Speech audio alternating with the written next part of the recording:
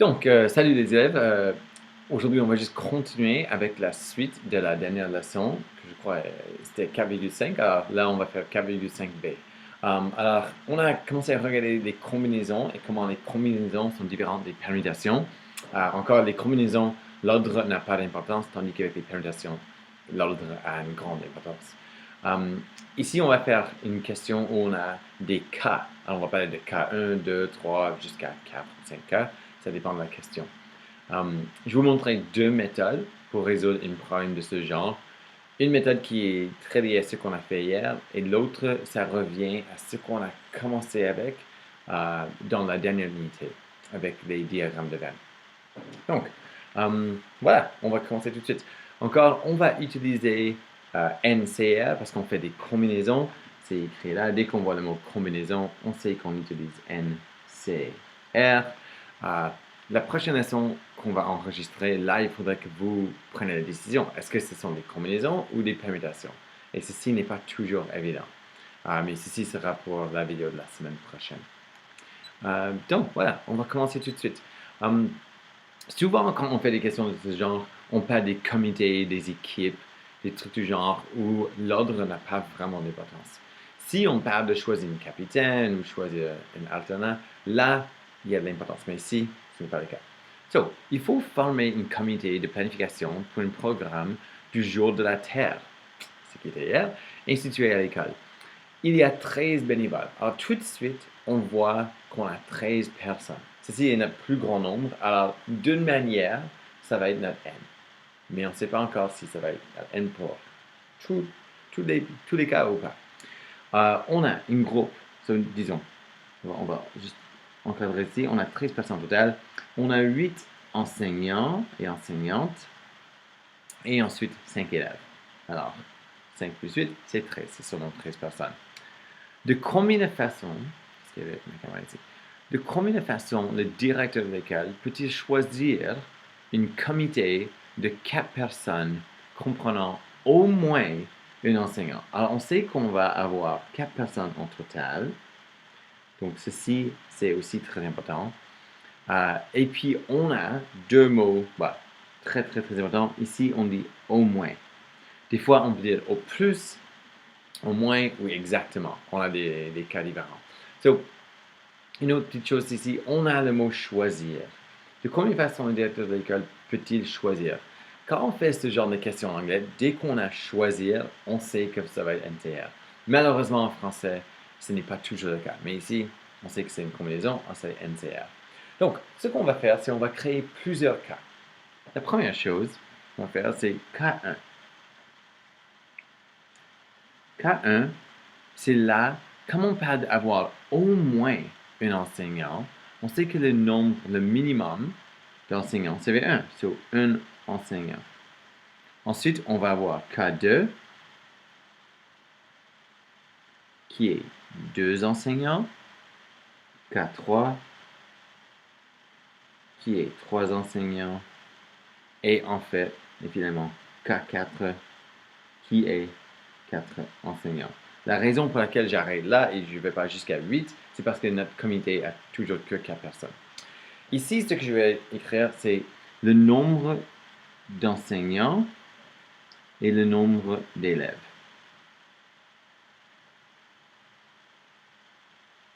Puis, on va multiplier quelque chose ici. Donc, dans le cas d'un enseignant, ce qu'on sait, que dans chaque fois qu'on choisit le nombre d'enseignants, on va choisir ceci parmi 8 enseignants et enseignantes en total. Donc, on va toujours avoir 8 c'est quelque chose. Dans chaque cas, parce qu'on a 8 enseignants, parmi lesquels on va choisir un nombre. So 8 c'est quelque chose, 8 c'est quelque chose, et 8 c'est quelque chose. Maintenant, pour les élèves, n'est pas qu'on va multiplier ceci. Pour les élèves, on a 5 élèves. So il faut qu'on choisisse le nombre d'élèves parmi ces 5. Donc on va voir 5 c'est quelque chose. Si ça va être 5 c'est quelque chose. Si ça va être 5C et 5C. OK. vous n'avez pas besoin de faire comme si je veux que vous voyez que chaque fois notre n, si on les additionne ensemble, 8 plus 15, 8 plus 5, c'est 13.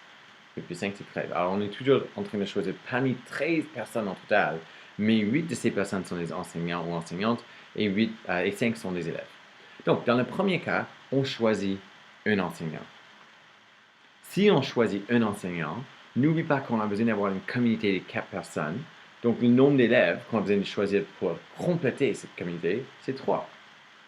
Alors, on choisit 1 parmi 8 et on multiplie cela de 3 parmi 5. Okay? Et c'est juste la multiplication. Donc, dans votre calculatrice, vous pouvez maintenant faire ceci. Si on fait 8, c'est 1, ça va nous donner 8, mais on va juste le faire quand même. 8, c'est 1, et ceci nous donne 8. Parce qu'il y a seulement 8 méthodes qu'on peut choisir une personne. Right? C'est logique. Alors, on a 8. 8 fois 5, je choisis 3. 5, c'est 3. 5, c'est 3. Ce qui va nous donner 10. Là, on fait 8 fois 10.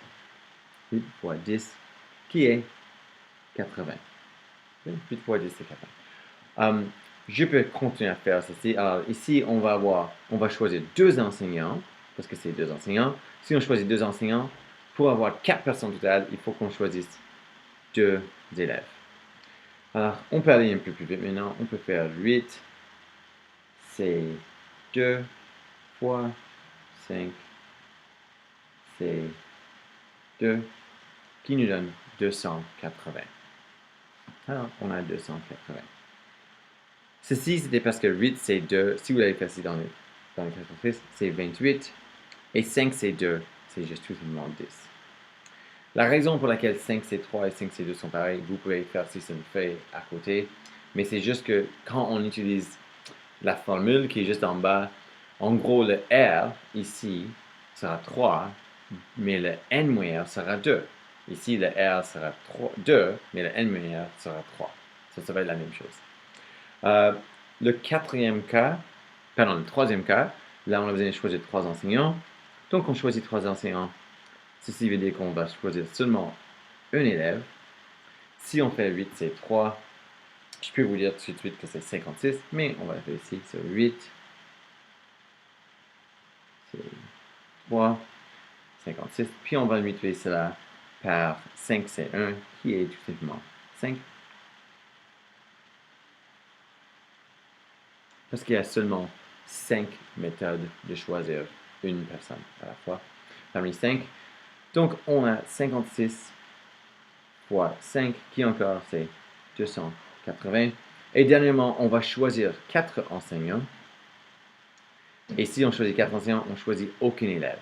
Quand on choisit aucun élève, il y a seulement une méthode, une manière de choisir aucun élève. Alors, ici va être 1. Et on va faire 8, c'est 4. So, 8, c'est 4, qui nous donne 70. Et je vais juste montrer que quand même 5, c'est 0, fois 5, c'est 0. Rien n'a changé, c'est toujours 70. Donc, nous avons 70. Alors, on a dit de combien de façons le directeur peut-il choisir une communauté de 4 personnes comprenant de au moins un enseignant. Alors, c'est ça qu'on a regardé. On a regardé 4 cas. Il y a un enseignant, 2 enseignants, 3 enseignants ou 4 enseignants. Pour trouver le total, on va tout simplement les additionner. C'est la somme. Donc, on fait comme ci. 80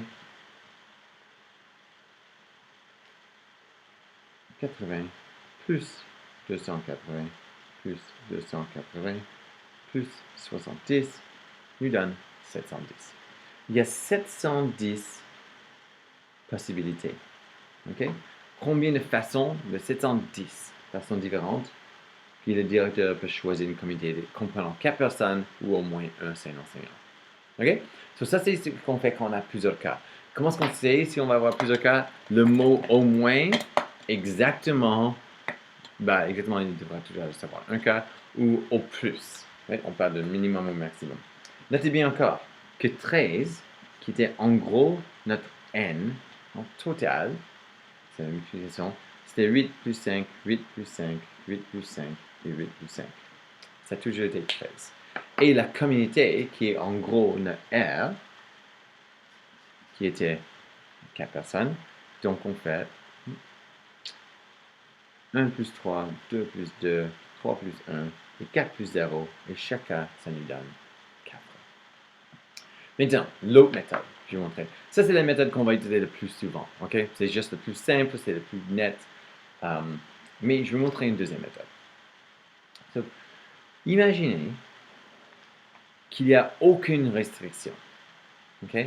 Quand il n'y a aucune restriction, en gros, c'est l'ensemble universel. Le nombre de façons qu'on peut choisir 4 personnes parmi 13, ça c'est comme l'ensemble universel. Donc on va dire K1. Alors encore, ça c'est juste une deuxième méthode pour résoudre le même problème. K1, aucune restriction. Ceci veut dire que tout simplement, on a besoin de 4 personnes parmi les 13. Pour faire cela, c'est beaucoup plus simple. On fait juste 13, c'est 4. On s'en fiche si les personnes sont des enseignants ou des élèves. C'est juste, on a besoin de 4 de ces 13 personnes. Donc, dans la calculatrice, on va faire 13, c'est 4. Notez bien que ce nombre va être plus grand que 710, parce qu'ici, on a regardé tous les cas sauf un cas, et ça c'est où il n'y a aucun enseignant. Donc, on va à notre calculatrice, puis on fait 13, c'est 4, qui est 715. Alors, c'est pas beaucoup plus grand, mais c'est quand même plus grand que 710. Alors, il y a 715 méthodes, 715 façons de choisir une communauté de 4 personnes parmi un groupe de 13. Maintenant, on va regarder. Alors, ça, c'est notre ensemble universel. Okay? C'est le nombre de façons en total, le maximum, de choisir 4 personnes parmi 13 bénévoles ou 13, une communauté de 4 personnes. Une communauté de 4 personnes parmi 13, c'est tout simplement 715. Maintenant, on va regarder K2. Et ça, c'est où il n'y a aucun prof. Parce qu'en gros, il y a 5 cas vraiment. Soit il n'y a aucun prof, un prof, prof, enseignant, 0 enseignant, 1 enseignant, 2 enseignants, 3 enseignants et 4 enseignants. Le seul cas qu'on n'a pas regardé, c'est quand il n'y en a pas. Qu'est-ce qui arrive quand c'est que des élèves? Donc, encore, on va dire que K2, il y a 0 enseignant. On va continuer avec ce qu'on a fait ici. So, parmi les 8 enseignants, on va en choisir 0. Il n'y a qu'une seule méthode. 8 c'est 0, 10 c'est 0, n'importe quoi, ça va toujours 1. Il n'y a qu'une seule manière de choisir aucune personne. Maintenant, pour les élèves, il y en a 5, puis on va en choisir 4. Ceci, c'est une question qu'on a fait hier, mais je vais vous dire que ça va donner 5, mais juste pour le contraire, on va le faire dans une calculatrice. So, on fait ceci. 8, c'est 0, qui déjà nous donne 1. Puis on va multiplier cela par 5, c'est 4, qui nous donne 5. Parce qu'en gros, ceci c'était 5. So, 1 fois 5, ceci c'est égal à 5. Alors, notre ensemble universel, c'est il y a 715 manières de choisir 4 personnes parmi un groupe de 13. Il y a 5 façons ou manières de choisir une communauté qui est comprise que d'élèves, où il n'y a aucun enseignant. Sur le nombre où il n'y a aucun enseignant,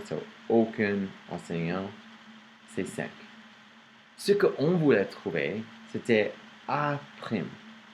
Vous vous souvenez que ce qu'on avait dit, que quand on a un sous-ensemble, A, c'est un sous-ensemble de l'ensemble universel, qui rappelle ceci. Ceci veut dire que A plus A' nous donne U. A plus A' égale l'ensemble universel.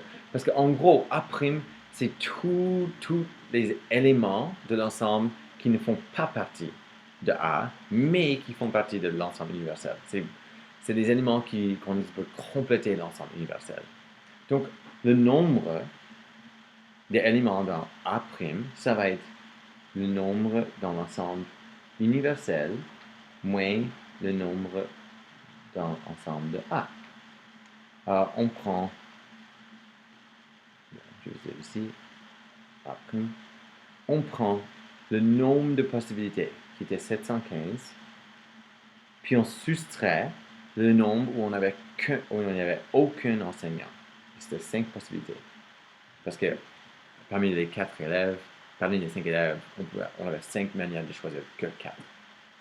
Donc, on fait 715 moins 5, qui est 710. Et on remarque que c'est la même réponse. Encore, ceci revient à ce qu'on a fait avec les diagrammes de Venn, mais je veux que vous compreniez. Ça va être très important de comprendre ceci plus tard quand on fait la probabilité, ce qu'on commencera la semaine prochaine. Donc voilà, ça c'est la dernière question que vous avez me faire comme exemple pour cette semaine. J'ai mis les devoirs, alors je vous ai dit que ceci c'était pour faire les devoirs, les questions 11 et 12. J'ai attaché un document, alors j'ai mis la version PDF et la version doc, comme ça vous pouvez taper dessus si vous voulez. Vous pouvez l'imprimer ou vous pouvez tout simplement les mettre sur votre écran et ensuite faire les questions à côté. J'ai mis aussi les solutions. Soit plus tard aujourd'hui ou demain matin, je mettrai l'évaluation de la semaine. C'est pas probable que ce sera demain. Et ceci sera à rendre pour lundi à minuit. Alors juste avant mardi. La semaine prochaine, je mettrai la dernière vidéo pour cette leçon et la révision. Et votre évaluation la semaine prochaine, ça va être une plus grande évaluation. Au lieu d'être 10 ou 15 points, ça va prendre 20 ou 25. Et ce sera toute cette unité. Cette unité nous amène à la probabilité, qui est la prochaine unité. Et il faut avoir maîtrisé ces idées, ces concepts pour faire la probabilité, parce qu'il y aura beaucoup de liens entre les deux unités. Si vous avez des questions, toujours envoyez-moi un courriel. On peut se jaser sur Google Meet, on peut le faire sur Zoom, c'est comme vous voudrez. Aussi, n'oubliez pas qu'aujourd'hui, on est jeudi le 20 quelque chose, le 23. Je me connecterai à Google Meet à 2h30. Comme ça, vous avez des questions, soyez à l'heure, 2h30, vous me posez des questions tout de suite. Et comme ça, vous savez où vous avez la difficulté. Encore, essayez autant de questions que possible. Je vais mettre le devoir. C'est des questions 1, 2, 3. Là, il faudra peut-être décider est-ce que ce sont des permutations ou combinaisons. C'est indiqué dans la question. Et ensuite, les questions 11, 12 et 16 à 19. Comme d'habitude, les solutions suivent après les questions. OK? Prenez soin de vous. Regardez bien les clips. Si vous avez des questions, toujours envoyez-moi des courriels. Vous pouvez tout simplement me dire, monsieur, j'ai une question. Peux-tu te connecter? Je te réponds tout de suite, normalement. Alors, garde ton courriel ouvert pour voir ma réponse. Et on se parle comme ça. OK? Au revoir.